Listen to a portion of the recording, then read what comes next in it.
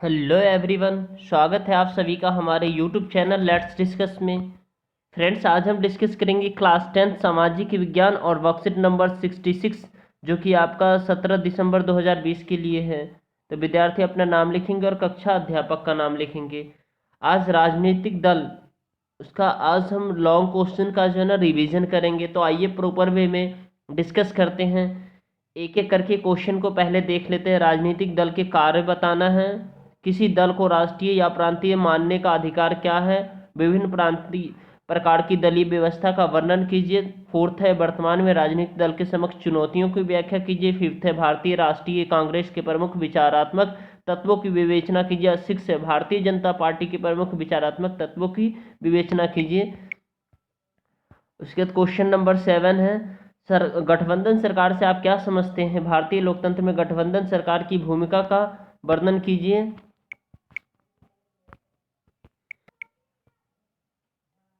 8 है प्रांतीय दल से आप क्या समझते हैं, किसी दल को प्रांतीय दल का दर्जा कब मिलता है। और 9 है भारत में क्षेत्रीय दल के उभार से संघ ने संघवाद एवं लोकतंत्र को मजबूत किया है, यह कि आप इसे किस कथन से सहमत हैं। और 10वां तमिलनाडु के किन्हीं दो प्रांतीय दलों के नाम व चुनाव चिन्ह के साथ लिखिए। और उसके बाद स्रोत पर आधारित प्रश्न है। तो आइए इस सबको हम पढ़ेंगे एक एक करके और इस सभी प्रश्न का उत्तर हम देखेंगे, ठीक है। अगर आप हमारे चैनल पे नए हैं तो हमारे चैनल को सब्सक्राइब कर लीजिए और बेल आइकन को प्रेस कर लीजिए ताकि आपको लेटेस्ट नोटिफिकेशन मिलते रहे। ओके फ्रेंड्स, और कमेंट करना ना भूलें ताकि मुझे उससे पता चलता है आप लोग कितना एक्टिवेट और पार्टिसिपेट हैं इस वर्कशीट को सुनने के लिए और देखने के लिए। और तो चलिए स्टार्ट करते हैं हम। इसमें जो क्वेश्चंस गिवन है इस सभी क्वेश्चंस को प्रॉपर वे में एक एक करके, ठीक है। 10th SST वर्कशीट 66 है। राजनीतिक दल के कार्य बताओ। राजनीतिक दल के क्या क्या कार्य है। तो चुनाव लड़ना, राजनीतिक दल क्या करती है, चुनाव लड़ती है, ठीक है। कानून बनाना, ठीक है। सरकार बनाना व चलाना और विपक्ष की भूमिका निभाना और उसके बाद जनमत का निर्माण करना, ये सभी राजनीतिक दल के कार्य है। इसको आप एक एक करके एक्सप्लेन करेंगे। चुनाव कैसे लड़ते हैं 3-4 लाइन में। ये मोस्ट इंपोर्टेंट क्वेश्चन है आपके बोर्ड एग्जाम के पॉइंट ऑफ व्यू से, CBSE बोर्ड एग्जाम जो है ना 2021 के लिए, ठीक है। तो आप इसे इंपोर्टेंट क्वेश्चंस की श्रेणी में रखेंगे। तो इस सभी को जैसे कानून कैसे बनाती है, ठीक है।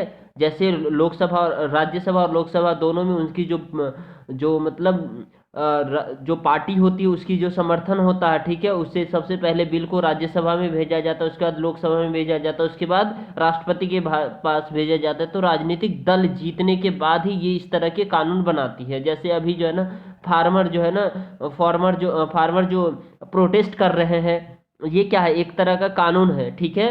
तो ये कैसा कानून है, MSP है, जो किसान को जो मूल्य में जो ये मैक्सिमम सपोर्ट प्राइस क्या है खत्म की जा रही है, ठीक है, जो सरकार द्वारा निर्धारित की जाती है। तो उसी तरह कानून बनाने में आप उसका एग्जाम्पल लेकर के इसको फिलअप कर सकते हैं। कम से कम 2 से 3 लाइन में इसको एक्सप्लेन करेंगे। सरकार बनाना व चलाना, सरकार बनाती और चलाती, कैसे चलाती ये भी आप। विपक्ष की भूमिका निभाते, अगर हारी हुई सरकार होती है तो विपक्ष की भूमिका निभाते। जनमत का निर्माण करना या जनता के में जो घोषणा पत्र जनता को दिया गया उस घोषणा पत्र पर विचार विमर्श करना और उसके अनुसार काम करना, ठीक है। अब क्वेश्चन नंबर हम सेकेंड देखते हैं। किसी दल को राष्ट्रीय प्रांतीय मानने का आधार क्या है। तो प्रांतीय राजनीतिक दल, जब किसी दल की किसी राज्य विधानसभा चुनाव में की कुल मतों का कम से कम 6% मत प्राप्त होता है अथवा वह कम से कम 2 सीटों पर विजय होता है तो उसे प्रांतीय राष्ट्रीय राजनीतिक दल कहते हैं। और राष्ट्रीय राजनीतिक दल, जब किसी दल को लोकसभा चुनाव में किन्हीं 4 राज्यों की विधानसभा चुनाव में कुल वैध मतों का कम से कम 6% मत प्राप्त होता है और 4 लोकसभा सीट जीत लेती है तो उसे राष्ट्रीय दल का दर्जा मिल जाता है। तो ये आपका प्रॉपर आंसर है। इसे आप अच्छे तरीके से जो है ना याद कर लेंगे, ठीक है। ये भी आपके मोस्ट इंपोर्टेंट है फॉर बोर्ड एग्जाम, ठीक है, 2021। क्वेश्चन नंबर 3 है, विभिन्न प्रकार की दलीय व्यवस्था का उल्लेख कीजिए। विभिन्न प्रकार की दलीय व्यवस्था, पहला तो एक दलीय व्यवस्था प्रणाली होता है, 2 दलीय प्रणाली और बहुदलीय प्रणाली। एक दलीय देश में केवल एक दल को नहीं सरकार बनाने की अनुमति होती, जैसे चीन में केवल एक दल को ही सरकार बनाने की अनुमति है। दूसरा है 2 दलीय प्रणाली, देश में 2 दलों को मान्यता प्राप्त होती है, जैसे कि ब्रिटेन तथा अमेरिका में 2 दलों को मान्यता प्राप्त है। अब बहुदलीय देश में 2 या से अधिक दलों की व्यवस्था होती है, जैसे कि भारत और फ्रांस में बहुदलीय व्यवस्था है। ठीक है दोस्तों। अब क्वेश्चन नंबर 4 है, वर्तमान में राजनीतिक दलों के समक्ष चुनौतियों की व्याख्या कीजिए। तो आंतरिक लोकतंत्र का अभाव है, राजनीतिक दल के बीच क्या है, आंतरिक लोकतंत्र का अभाव है, वंशवादी उत्तराधिकारी है, धन एवं बल का प्रयोग किया जाता है इसमें। ठीक है, मतलब वर्तमान में और सार्थक विकल्प का अभाव है, दल के सामान्य सदस्यों की उपेक्षा की जाती है। अर्थात ये जो पॉइंट है दोस्तों, भारत में राजनीतिक दल के समक्ष जो चुनौतियां हैं, ये बहुत इंपॉर्टेंट मैंने पॉइंट लिखा है, इसको आपको एक्सप्लेन करना है। ठीक है, ये मैंने की पॉइंट लिखा है। जैसे आंतरिक लोकतंत्र का अभाव, जैसे कि लोकतंत्र के अंदर जो है ना बहुत सारे जो भ्रष्टाचार है। ठीक है, जो लोकतंत्र तो नाम का होता है, लेकिन होता तो है लोकतंत्र ही है, लेकिन उसमें बहुत सारे करप्शन होते हैं, भ्रष्टाचार होते हैं, लोगों के प्रति विश्वास नहीं है। ठीक है, वंशवादी उत्तराधिकारी, जैसे कि अब वंशवादी उत्तराधिकारी क्या होता है, जैसे एक नेता बना तो उसका बेटा ही नेता बना, फिर उसका बेटा ही नेता बना, तो ये वंशवादी उत्तराधिकारी ये राजनीतिक दल के समक्ष चुनौती है। धन एवं बल का प्रयोग करके नेता चुनाव जीतते हैं, जैसे कि चुनाव का समय आता है तो लोगों को पैसे बांट देते हैं, थोड़े थोड़े पैसे बांट देते हैं, कुछ सामान दे देते हैं। ठीक है, कुछ इतना तो शराब पे भी उतर आते हैं, जो लोगों को शराब दे करके उनसे वोट लेने का जो ये प्लान तैयार कर लेते हैं। लेकिन ये दिल्ली में बहुत कम है, लेकिन हमारा देश, ये केवल दिल्ली नहीं है, हमारा देश जो है ना पूरे 100% में से लगभग 10% शहर में बसा हुआ है, बाकी 90% गांव में बसा हुआ है। तो हम गांव का कंपैरिजन करेंगे, क्योंकि कैसे वो एक राजनीतिक पार्टी धन बल का प्रयोग करके सत्ता हथियाती है। ठीक है, 4th है, सार्थक विकल्प का अभाव है। सार्थक विकल्प यानी अच्छा विकल्प होना चाहिए, जैसे कि आप मान लीजिए अभी नरेंद्र मोदी है, ठीक है, सरकार में, केंद्र सरकार में, उसके बाद राहुल गांधी, तो राहुल गांधी को लोग कम पसंद करते हैं, तो ये सार्थक विकल्प यानी अच्छा विकल्प नहीं है उनके सामने, समक्ष, जनता के समक्ष, इसी लेकर के वो सरकार को नहीं बदल पाई। नहीं तो अच्छा विकल्प होता तो आज मोदी सरकार नहीं होती, आज मोदी सरकार की जगह कोई दूसरा सरकार होता, लेकिन अच्छा विकल्प होने की जरूरत है। ठीक है, 5वां है, दल के सामान्य सदस्यों की उपेक्षा। एक दल दूसरे दल की जो है ना कमियां निकालते हैं, एक दल दूसरे दल को जो है ना क्या करते हैं, उसी में लगे रहते हैं, जो ये दल क्या किया, इसने क्या किया, उसकी पुरानी कहावतें को गिनती कराते हैं, जो इसने अपने जो जब शासन था तो उस समय देश में क्या लाया, क्या कमी आया, ये नहीं देखते जो वर्तमान में हमें क्या करना है। ठीक है, अपनी जो जनता की जो उपेक्षा, जनता की जो घोषणा पत्र में उन्होंने जनता के साथ जो वादे किए उस पर काम करते ही नहीं है। अब क्वेश्चन नंबर 5 है, चलिए, भारतीय राष्ट्रीय कांग्रेस के प्रमुख विचारात्मक तत्वों की विवेचना करना है। तो इंडियन नेशनल कांग्रेस, इसे आमतौर पर कांग्रेस पार्टी कहा जाता है और यह दुनिया के सबसे पुराने दल में से एक है। 1885 में गठित इस दल में कई बार विभाजन हुए। आज़ादी के बाद राष्ट्रीय और क्षेत्रीय स्तर पर अनेक दशकों तक इसने प्रमुख भूमिका निभाई है। जवाहरलाल नेहरू की अगुवाई में इस दल ने भारत को एक आधुनिक धर्मनिरपेक्ष लोकतांत्रिक गणराज्य बनाने का प्रयास किया और 1971 तक लगातार, और फिर 1980 से 1989 तक इसने देश पर शासन किया।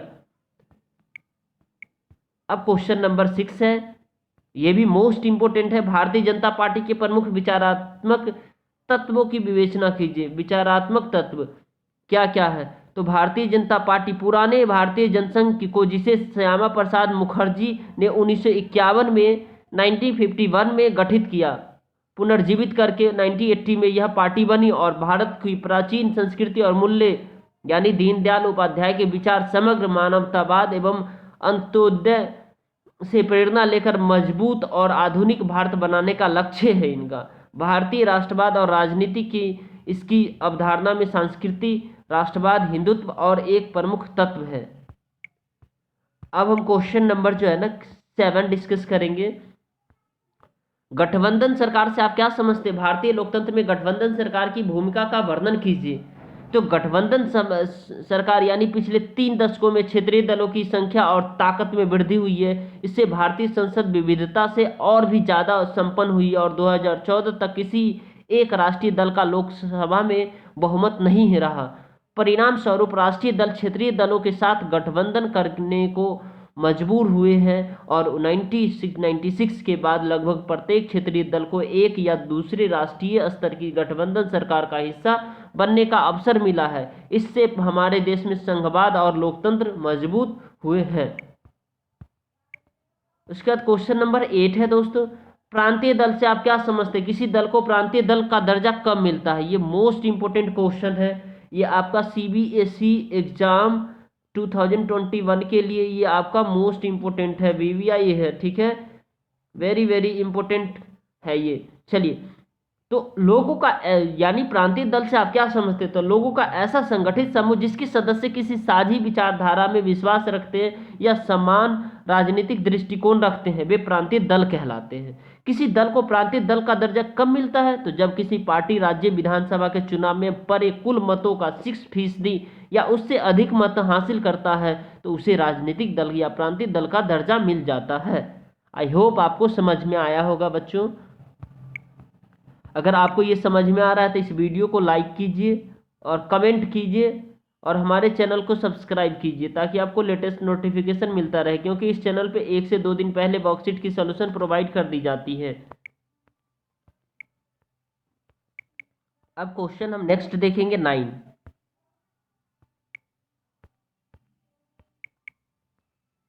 भारत में क्षेत्रीय दल के उभार ने संघवाद एवं लोकतंत्र को मजबूत किया है। क्या आप इस कथन से सहमत है? व्याख्या कीजिए। पिछले 3 दशकों में क्षेत्रीय दलों की संख्या और ताकत में वृद्धि हुई है। यानी क्षेत्रीय दल जो होती है उसकी ताकत में, जैसे अभी बिहार में चुनाव हुआ तो आप आरजेडी का सबसे ज्यादा बहुमत हुआ, ठीक है, और उसके बाद लोजपा पार्टी का हुआ, ठीक है, उसके बाद अब कांग्रेस में भी देखिए, कांग्रेस एक तो नेशनल लेवल की पार्टी है, ठीक है, आम आदमी पार्टी एक क्षेत्रीय पार्टी मानी जाती है, ठीक है।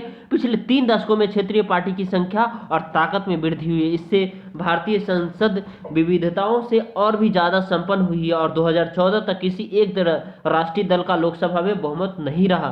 परिणाम स्वरूप राष्ट्रीय दल क्षेत्रीय दलों के साथ गठबंधन करने को मजबूर हुए हैं और 1996 के बाद से लोग लगभग प्रत्येक क्षेत्रीय दल को एक या दूसरी राष्ट्रीय स्तर की गठबंधन सरकार का हिस्सा बनने का अवसर मिला है। इससे हमारे देश में संघवाद और लोकतंत्र मजबूत हुए हैं। ठीक है दोस्तों, अब हम क्वेश्चन नंबर 10 करेंगे। क्वेश्चन नंबर 10 है, तमिलनाडु के किन्हीं 2 प्रांतीय दलों का नाम और उनके चुनाव चिन्ह लिखिए। तो तमिलनाडु के 2 प्रांतीय दल, पहला तो है ऑल इंडिया अन्न द्रविड़ मुन्नेर कड़गम, यानी लोकप्रिय रूप अन्ना द्रमुक है, जो तमिलनाडु और पुडुचेरी भारत का एक राजनीतिक दल है। इसकी स्थापना 1972 में पूर्व अभिनेता व राजनीतिक एम.जी. रामचंद्र ने की थी, जो जब वो द्रमुक से अलग हो गए थे। और ऑल इंडिया अन्न द्रमुक मुन्नेर, इसे थोड़ा जूम करके देखते, ये पार्टी है आपका, इसे लिखना है आपको, ठीक है। इस दल के अध्यक्ष है, ठीक है। इसका चुनाव चिन्ह भी आप देख सकते हैं। इसका चुनाव चिन्ह क्या है?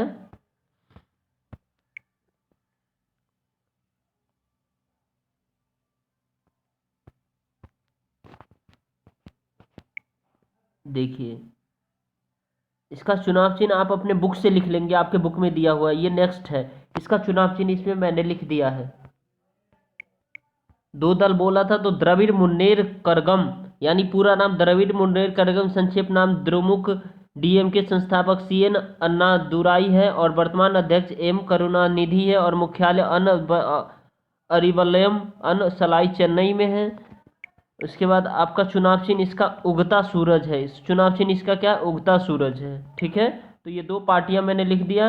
अब हम देखेंगे स्रोत पर आधारित प्रश्न। क्या? स्रोत पर आधारित प्रश्न, जो कि आपका 4 मार्क्स में आते हैं, ठीक है। तो चलिए इसे हम पढ़ते हैं, इस स्रोत पर आधारित प्रश्न को, फिर इसके बाद इसका आंसर देखेंगे, ठीक है। नीचे दिए गए अनुच्छेद को पढ़िए एवं पूछे गए प्रश्नों का उत्तर। जब अनेक दल सत्ता के लिए होड़ में हो और 2 दलों से ज्यादा के लिए अपने दम पर या दूसरे से गठबंधन करके सत्ता में अपना आने का ठीक ठाक अवसर हो तो इसे बहुदलीय व्यवस्था कहते हैं। यानी भारत में भी ऐसी ही बहुदलीय व्यवस्था, इस व्यवस्था में कई दल गठबंधन बनाकर भी सरकार बना सकते हैं। जब किसी बहुदलीय व्यवस्था में अनेक पार्टियां चुनाव लड़ने और सत्ता में आने के लिए आपस में हाथ मिला लेती है, इसे गठबंधन या मोर्चा कहा जाता है। जैसे कि 2004 के संसदीय चुनाव में भारत में ऐसे ही 3 प्रमुख गठबंधन थे, और राष्ट्रीय जनतांत्रिक गठबंधन, संयुक्त प्रगतिशील गठबंधन यानी राष्ट्रीय जनतांत्रिक गठबंधन थे, संयुक्त प्रगतिशील गठबंधन, वाम मोर्चा और अक्सर बहुदलीय व्यवस्था बहुत घालमेल वाली लगती है और देश को राजनीतिक अस्थिरता की तरफ ले जाती है। पर इसके साथ ही इस प्रणाली में विभिन्न हितों और विचारों को राजनीतिक प्रतिनिधित्व मिल जाता है। इसमें जो क्वेश्चन पूछे हुए हैं, जैसे बहुदलीय व्यवस्था क्या है, गठबंधन सरकार से आप क्या समझते, क्या चीन में बहुदलीय व्यवस्था है, और डी है उपरोक्त गद्यांशों का सार अपने शब्दों में लिखिए। तो चलिए इसका हम आंसर देखते हैं दोस्तों। फ्रेंड्स, अगर आप हमारे चैनल पे नए हैं तो हमारे चैनल को सब्सक्राइब कीजिए, वीडियो को लाइक कीजिए और कमेंट करना ना भूलें, ताकि आपको लेटेस्ट नोटिफिकेशन मिलता रहे। ठीक है दोस्तों, और इस चैनल पे आप सभी के लिए 1 से 2 दिन पहले वर्कशीट की सॉल्यूशन प्रोवाइड कर दी जाती है। चलिए अब हम क्वेश्चन नंबर फर्स्ट देखेंगे, बहुदलीय व्यवस्था क्या है। बहुदलीय व्यवस्था क्या है? जब अनेक दल सत्ता के लिए होड़ में हो और दो दलों के लिए अपने दम पर या दूसरे से गठबंधन करके आने या पाने सत्ता में आने का अवसर हो, तो इसे बहुदलीय व्यवस्था कहते हैं। उसके बाद सेकेंड है, गठबंधन सरकार से आप क्या समझते? चुनाव में बहुमत न मिलने पर अन्य दलों के साथ हाथ मिलाकर सत्ता पाना गठबंधन की सरकार कहलाती है।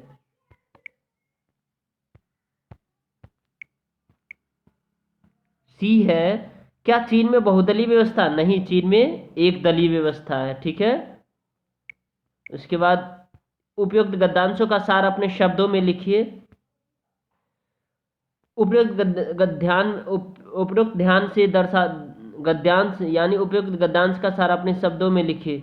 तो उपयुक्त जो है दर्शाता है, दर्शाता है, उपरोक्त दर्शाता है कि सत्ता प्राप्ति की लालसा में भी सभी दल मिलकर गठबंधन करके बहुदलीय व्यवस्था के तहत सरकार चलाते हैं और आमतौर पर बहुदलीय व्यवस्था अस्थिरता लाती है और इसके साथ ही प्रणाली में विभिन्न हेतु और विचार को राजनीतिक प्रतिनिधित्व मिल जा पाता है। ठीक है दोस्तों, अगर ये वीडियो पसंद आए तो इस वीडियो को लाइक कीजिए, इस वीडियो पे कमेंट कीजिए, हमारे वीडियो को शेयर कीजिए और चैनल को सब्सक्राइब कीजिए, जो कि लेट्स डिस्कस है।